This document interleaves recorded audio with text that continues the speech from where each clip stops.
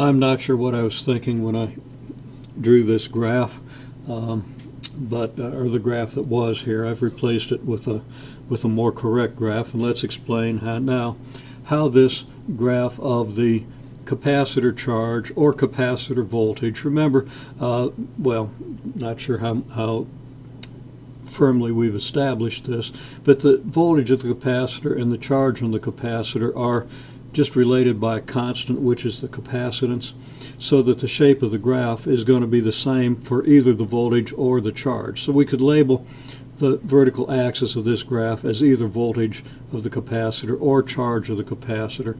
And I'm going to kind of talk about the voltage of the capacitor at the same time as I'm talking about the charge of the capacitor.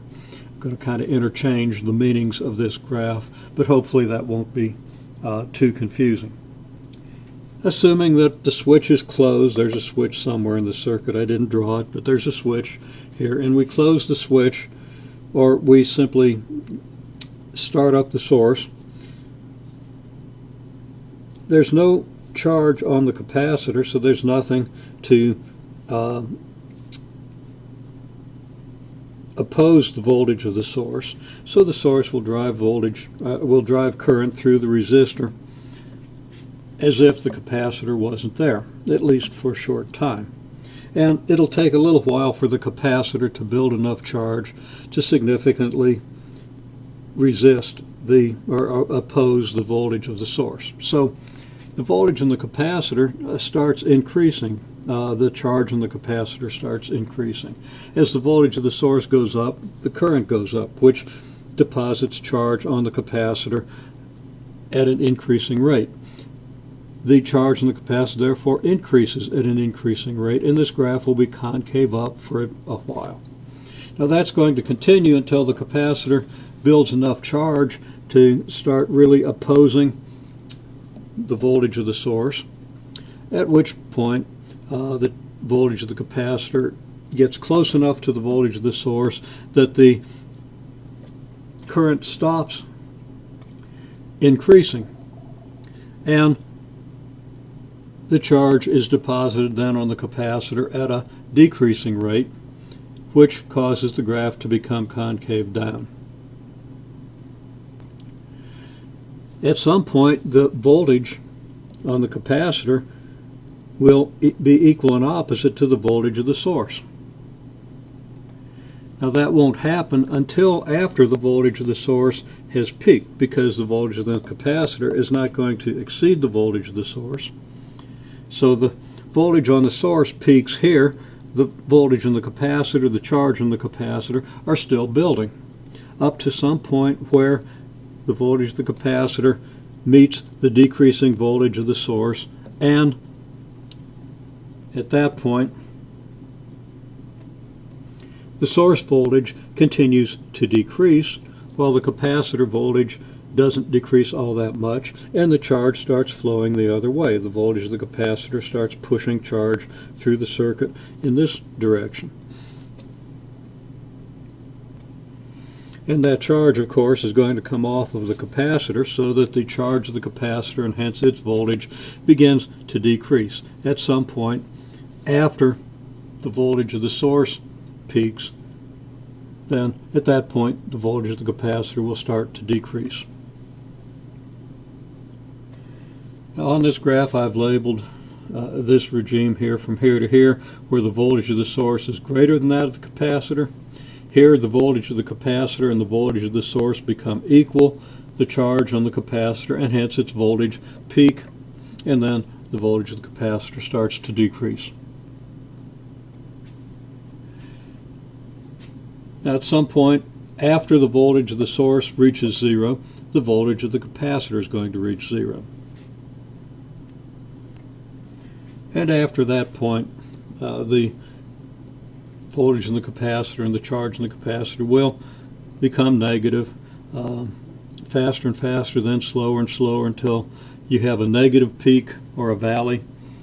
And this is going to continue, and after a number of cycles, a regular sine wave is going to develop. So what we're seeing here is, shortly after the switch is thrown, we have a transient behavior of the voltage source, of the voltage on the capacitor. and the voltage and the charge in the capacitor will go up, then they'll come down to the negatives, and then they'll come back up. And this is going to continue with the voltage on the capacitor lagging the voltage of the source. Rather, I should say, peaking after the voltage of the source and hitting its valleys after the source voltage hits its valleys, hitting its zeros after the source voltage hits its zeros. And again, after several cycles, a regular sine wave develops. This is not yet a regular sine wave, but we can see how we could approach it. When you solve a differential equation for this sort of a system, you will get a transient and then a long-term behavior. Long-term behavior is the regular sine wave. The transient behavior is the circuit falling into its natural oscillation in response to the driving voltage of the source. In this last figure, we depict voltage of the source, voltage of the capacitor. Remember again, the voltage of the capacitor peaks when the capacitor and source voltages are equal and opposite, which occurs at the time represented by this vertical line and again by this vertical line. So we have a peak here, actually a valley, not a peak here. And again, the reason the current is zero at the point where the capacitor and source voltages are equal and opposite is simply that the voltage across the resistor is the source voltage minus the capacitor voltage. The source pushes in one direction, the capacitor voltage pushes in the opposite direction. This means that the current is zero here, and it'll again be zero here. The current is positive when the source voltage exceeds the capacitor voltage, so that's going to occur. Positive current is going to occur up to this point, so we're going to have some curve for the current. Comes along here like so, and then becomes zero again here after having a negative peak or a valley halfway between these zeros. And we can see from this curve and this curve how the current has its zeros half a phase before the capacitor does. So we say that the current is zero